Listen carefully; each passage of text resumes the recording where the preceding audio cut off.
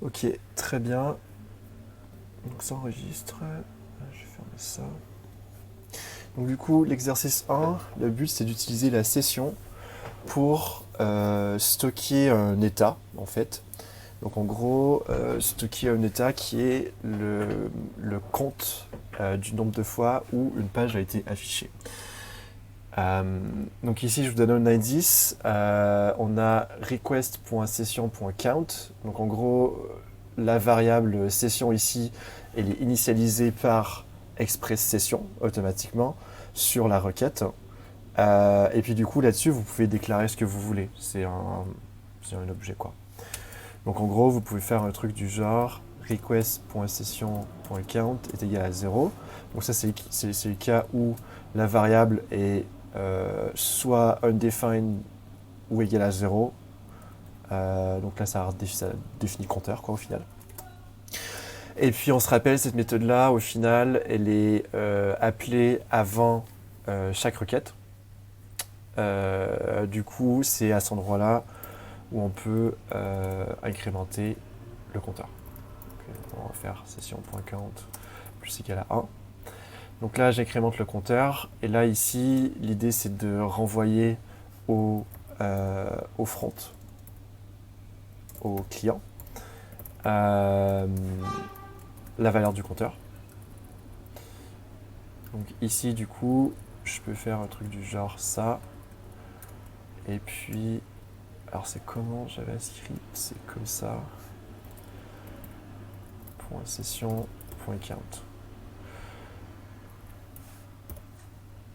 Donc là, du coup, on renvoie ça au client. Donc, je vais juste redémarrer ma page. Et à droite, du coup, j'ai ouvert deux navigateurs. Donc en haut à droite, j'ai Firefox et en bas à droite, j'ai Chrome. Ce sera pour faire un petit peu la démo après. Donc là, on voit bien que j'ai un get ici. Qu'est-ce qui se passe dans ce get-là? Je vais fermer ce truc. Du coup, il y a le serveur qui nous répond set cookie avec le connect SID, donc le session ID est égal à machin. Ça, c'est ce qu'on avait vu ce matin quand j'ai fait l'introduction. Donc, l'autre partie qu'on peut regarder éventuellement, c'est le storage. Donc là, j'ai encore mon session ID, j'ai encore mon cookie de tout à l'heure, je peux t'enlever ça. Euh, du coup, voilà. Et puis, ce cookie-là, on se rappelle, il est renvoyé automatiquement par le client à toutes les requêtes au serveur à chaque fois qu'il fait une requête. Donc en gros, là, si je rafraîchis la page, j'ai deux incrémentations. Tiens, ça c'est intéressant.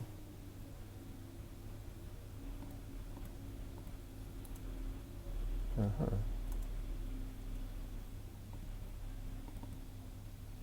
C'est probablement parce que ce machin-là est appelé deux fois. Hmm, intéressant.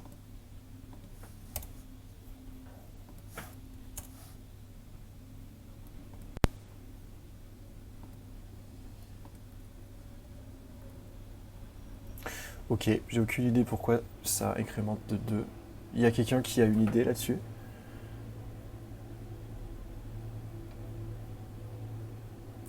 Mystère et boule de gomme. Ok, je regarderai plus tard, c'est pas le plus important pour maintenant. Je vais peut-être essayer de débugger vite fait quand même. On va voir console.log, donc on va loguer côté serveur. Session count, je vais loguer la valeur.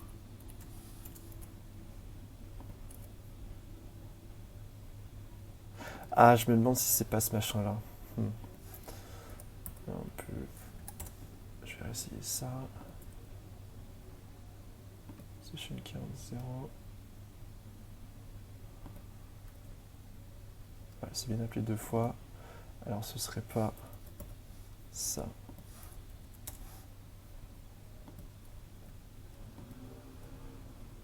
Non plus. Je sais pas, c'est pas très grave. Et du coup, ce que je voulais vous montrer sur cette démo-là, c'est qu'en fait, si on a deux navigateurs séparés, donc on a ici en haut Firefox et en bas on a Chrome, les compteurs. Ah bah. Ok.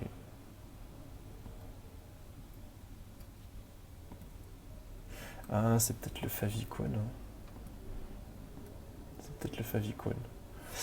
Bref, du coup, on a deux compteurs qui sont séparés, même si on est sur la même machine. Donc si j'incrémente en haut, et du coup on est rendu par exemple à 19 fois, si j'incrémente en bas, c'est un compteur qui est séparé. Euh, Ici, il y a un session ID qui est unique par navigateur, qui est stocké dans le cookie. Si je tente de prendre la valeur de cookie de Chrome et je la mets dans celle de Firefox, donc en gros, je prends le session ID qui est dans Chrome et je le mets dans Firefox. Et puis ici, je réinitialise la page. On voit qu'ici, on a repris le compteur de Chrome en bas de 12. Et puis du coup, ça rafraîchit une fois, donc ça fait 13. Est-ce que vous voyez une faille de sécurité potentielle avec ce genre de session ID ici? Si par exemple, je récupère le session ID de quelqu'un d'une manière malicieuse, en fait, je peux me faire passer pour cette personne-là. Okay. Donc, il n'y a rien qui m'empêche ici d'aller récupérer le session ID de quelqu'un d'autre. Si ici le session ID est aussi lent et aussi étrange, c'est qu'en fait, on cherche à générer un session ID qui est difficile à brute force. Donc, c'est difficile d'itérer sur toutes les valeurs, à aller récupérer les sessions des gens. Okay. C'est possible, comme je disais tout à l'heure, d'avoir un session ID qui est juste 1, 2, 3, 4, 5. Comme ça ici. Bah, ça en fait comme valeur, c'est pas ouf. Parce que n'importe qui peut juste itérer sur tous les session ID possibles et aller récupérer les données d'autres personnes. Okay. Donc ici, on voit que le framework me force à utiliser un session ID de certains formats avec une certaine taille. Très bien. Je posais des questions. Je vais juste aller voir vite fait si j'ai bien tout répondu. Là, si vous, donc dans plusieurs onglets, ah ouais, ça c'est une bonne question. Donc ici, ça me fait encore mon double incrémentation, mais je reste dans Firefox et puis je rouvre une nouvelle fois. Et du coup, on voit que ça recommence au compteur précédent, bon, avec la double incrémentation, mais ça recommence au compteur précédent. À l'intérieur d'un même navigateur, les cookies sont communs. Okay. Donc tous les onglets, en gros, ont les mêmes cookies. Et si vous ouvrez plusieurs fenêtres, c'est la même chose. Il y a seulement les fenêtres incognito qui vont avoir des cookies séparés. Et éventuellement entre les navigateurs. Où est stocké le session ID? Donc dans le cookie. Comment le navigateur envoie-t-il le session ID? Juste pour bien dire, tous les cookies qui sont affectés à un domaine sont systématiquement renvoyés avec chaque requête à ce domaine-là. Okay. Est-ce qu'il y a des questions sur l'exercice 1? Mis à part peut-être l'incrémentation double.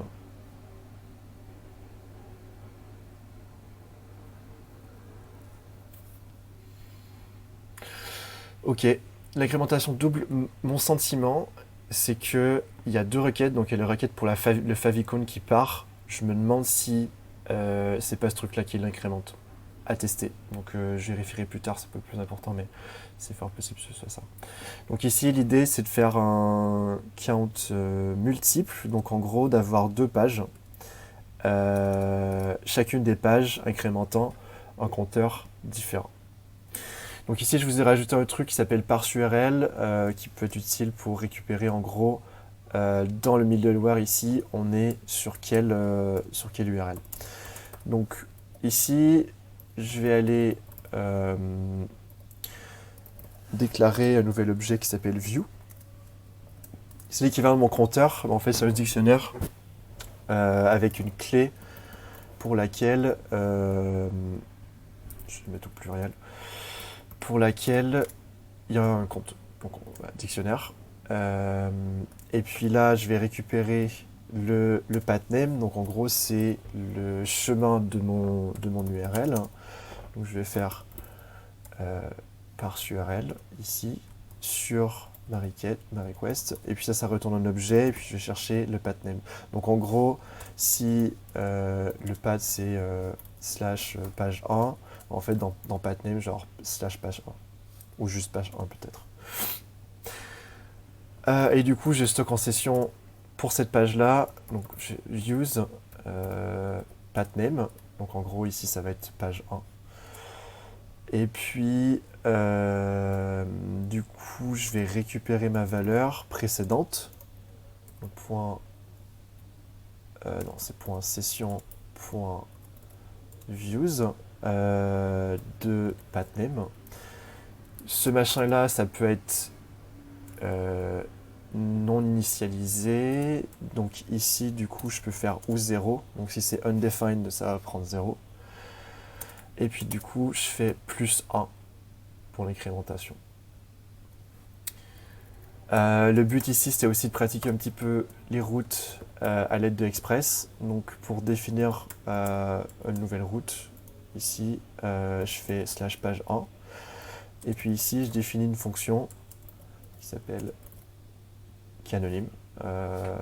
Et du coup, qui prend deux paramètres, request et response. Dans cette fonction-là, elle sera appelée lorsque page 1 est appelée. Du coup, je vais retourner au client. Je vais être un petit peu paresseux, je vais aller copier ce machin-là. Je vais retourner au client. En gros, vous avez vu cette page X fois. Alors, je ne sais pas si je peux utiliser l'interpolation ici. Donc, je vais déclarer une constante. Let page count. Donc, en gros, pour aller récupérer la valeur, je fais request.session.views de page 1. Je crois qu'il y a le slash, je suis pas sûr. On va voir. Et puis ici, page count. Donc je récupère la valeur pour page 1. Et puis j'avais vu cette page count fois. Donc je fais ça pour la page numéro 2 aussi. Et voilà. Donc là, l'exercice, c'est page count multiple. Donc ici, du coup, si je vais chercher la racine, j'ai pas de route définie, donc je vais aller chercher page 1. On a vu cette page-là une fois. Est-ce que j'ai le double incrémentation? Non. Très bien. Et puis du coup, si je vais chercher page 2, j'ai bien un compteur différent. Juste pour bien vérifier. Donc là, je suis à 6. Et puis là, je suis à 5. Très bien. Ici, request.getSession, ça ici, session, c'est un objet sur lequel on peut mettre ce qu'on veut. Donc là, on a décidé de mettre un dictionnaire avec comme clé les pages. Mais on peut mettre ce qu'on veut. En faisant l'exercice suivant, on va voir qu'en fait, c'est juste un objet JSON. Donc là, qui sera écrit sur disque. Du coup, vous pouvez faire ce que vous voulez pour ça et puis persister éventuellement de l'information sur votre utilisateur. Qu'est-ce qui peut être utile si votre utilisateur est en train de naviguer sur votre site? Dans le cookie, vous pouvez persister sur quelle page il a été. Vous pouvez persister éventuellement des préférences de navigation. Donc s'il est, je sais pas moi, il est en train de regarder votre site et puis vous avez un thème qui est dark, donc un thème qui est sombre, bah peut-être qu'il y a un toggle sur une page et puis vous pouvez stocker ça en cookie. Okay, donc c'est peut-être des informations temporaires que vous ne voulez pas nécessairement stocker en base, mais que vous pouvez éventuellement stocker dans le cookie qui est utile pour la navigation en cours de votre utilisateur. Est-ce qu'il y a des questions sur l'exercice 2?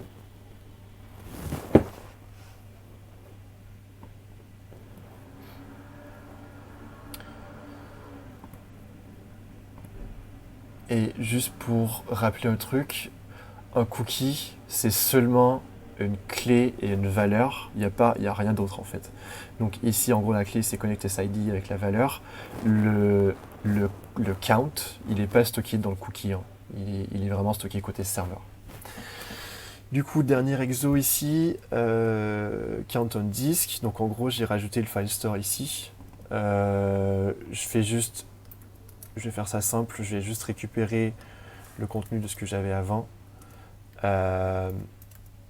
Juste pour montrer du coup comment ça fonctionne. Donc c'est pas ce que je voulais faire, je vais redémarrer ici. Exercice bench count. on. Bon, c'est page. C'est count.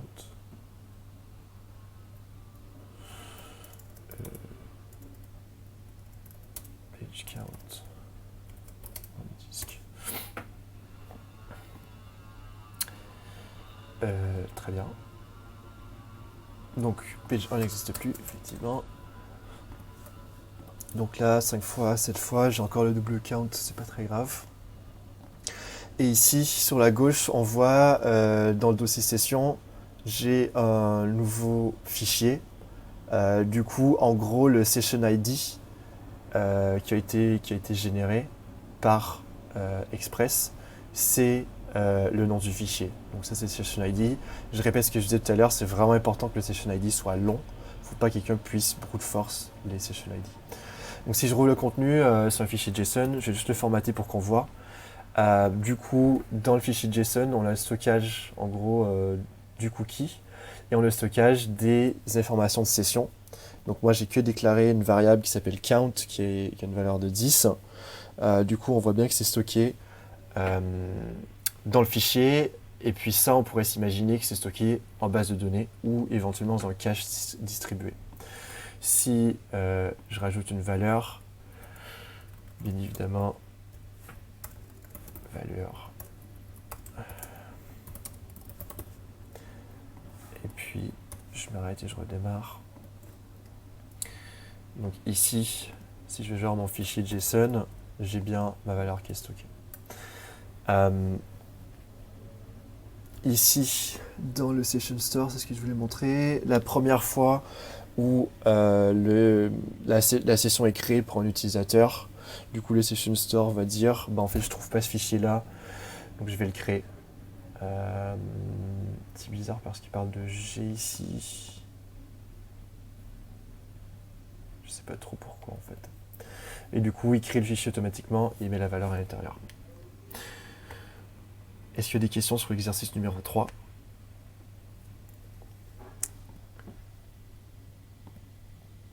Très bien. Donc si